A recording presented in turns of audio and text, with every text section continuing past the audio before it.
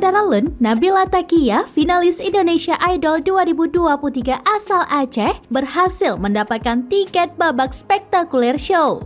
Penampilan Nabila di babak final showcase pada Senin 23 Januari 2023 malam berhasil membawa dirinya ke posisi aman di panggung Indonesia Idol 2023. Di mana Nabila sempat mendapatkan beragam komentar dari para juri pada penampilannya yang membawakan lagu Asmali Brasi.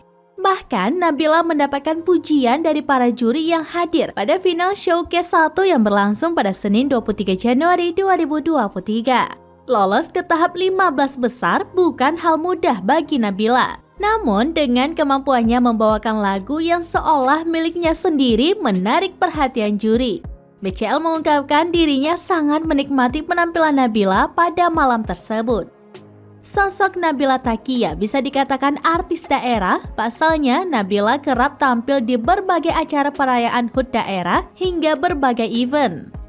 Beberapa waktu lalu Nabila tampil di panggung utama Bayangkara Selawat Expo 2022 di Stadion Harapan Bangsa Long Raya, Banda Aceh pada Rabu 20 Juli 2022. Nama Nabila Takia juga sempat membuat heboh dan viral media sosial beberapa waktu lalu, pasalnya suara Nabila mampu membuat tentara Israel menangis.